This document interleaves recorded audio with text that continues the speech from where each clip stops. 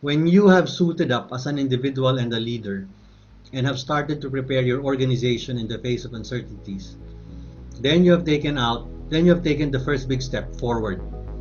But you're not yet out of the woods. You only know where you are. Next, phase 2. Here we start to talk about scan. Scan means looking around you. Assess what's going on. Identify threats and opportunities. Running multiple what-if scenarios and implications. Think Hawkeye in the Avengers, perched on top of a building, spotting and calling the position of enemy from miles away. He's Captain America's eyes.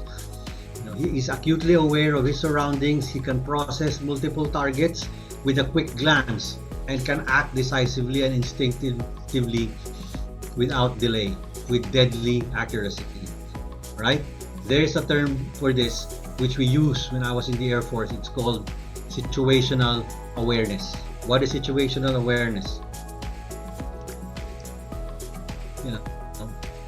The fighter pilot is a unique warrior of the skies. He flies into combat alone.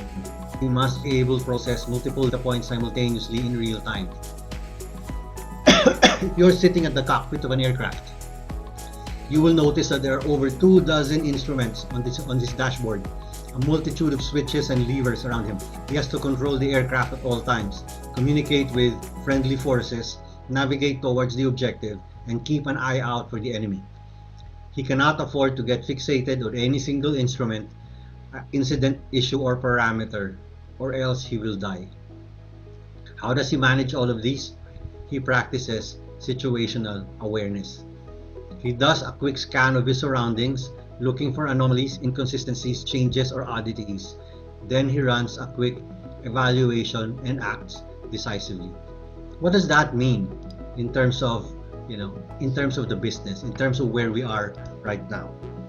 It means things like discerning the emerging business environment, identifying imminent threats or opportunities on the horizon. Some companies are seeing this pandemic as an opportunity also, not just a threat to their business. Create a mental picture of what is about to happen. The key questions we ask ourselves in this pandemic include, what's happening now to the world, to the country, to the industry, and to our business. Number 2, what will happen next? Are we going to find a cure? Are we going to go back to normal? Are we going to see restaurants being filled with customers again? Okay, what's going to happen? What are the driving forces? Driving forces are diverse external issues which might evolve, such as the health response and recovery, economic response and recovery, social attitudes, and emerging regulations. Then you have business scenarios.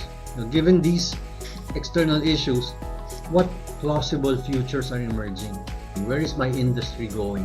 What kind of directions are we seeing? And if you've been listening closely, you're hearing multiple voices telling you that your business or your industry or the economy is heading into several directions. There is no one direction or future that is happening right now. So we have to deal with this multiple scenarios, right? And if one of these scenarios or a few of these scenarios are happening, what are the leading indicators? Leading indicators are the signals along the way, that it's going to happen. So these are the things that you're looking out for. If we think the economy will recover, we should see some indicators showing that the economy is recovering. Jobs are returning, people are starting to work again, demand for our products are increasing, things like that. Shows you that the economy is recovering. If the economy is tanking, there are indicators also. So we need to be aware of what these are and how we can, monitor and manage. Like we ask ourselves, what are the implications for our business? What are the areas where I could grow? What are opportunities for me? What are threats I need to avoid? What is the impact on my business model, my strategy square? How do I change these things so that I'm more adaptable and flexible in the new normal? What is the impact on my customers, on my staff, on my sources, channels, partners, etc.? So we need to ask ourselves those questions. That's part of the scanning exercise. Question is, how do you scan? And we offer you 2 options: environmental analysis and scenario analysis.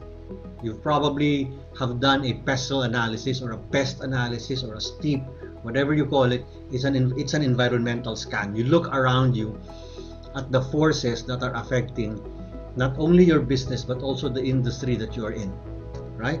So how do you do this? How do you do an environmental scan? Simple. Read the newspaper or go online and monitor the news. Read relevant journals, relevant publications in your industry. If you're running a hotel, read what's being written about the hospitality industry. If you're in the finance, in the banks, then read about what's going on about the impact of the pandemic on the industry, on the environment that we have right now. A lot of information are out there. You can actually do an environmental analysis in 2 hours just by going online and getting a lot of information.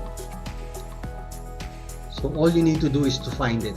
But then the thing about environmental analysis is, and the thing about reading the news right now, it only gives you the picture of today. Immediately what's going on around us right now and maybe towards the next 6 months. But then beyond 6 months, 12, 18, 24 months, we need a different tool. And this is where we would be using a tool called scenario analysis. Scenario analysis, in simpler words, is a framework for anticipating the future. Many times we don't need this during normal business times. Many companies do not use this regularly as part of their strategic planning. But when we are facing a moment of uncertainty like we are going through right now, scenario analysis becomes a very valuable tool to help us with our planning, because the future is not certain. We don't know that our trend growth of 10% every year will still continue. We don't know if the customers will still be there, if the markets will still be there. There's so much uncertainty, and therefore we need a unique tool, and this is scenario analysis. What the future will look like, identifying the driving forces, identifying what uncertainties are there, what possible futures exist, and how do we get to that future. I'll give you an example. Here's something I borrowed from the consulting firm McKinsey. They developed 9 scenarios based on 2 driving forces. So for each driving force, I think I mentioned this earlier, the ability for the public health response to control the virus, and then the effectiveness of the government in their policies to make sure that the economy will be salvaged instead of leading to a depression. Now, based on these 2, they've created a 3x3 matrix. They did a good, better, and best, or a best case, worst case, and a middle ground case. And then they plotted it in a scenario like this. So this is an example of a scenario analysis conducted by McKinsey. This is actually available. It's published on the McKinsey website, and you can see it there.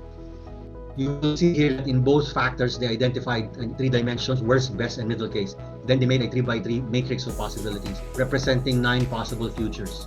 You will note that the ideal futures are the ones in the blue shade on the upper right corner, A4 particularly.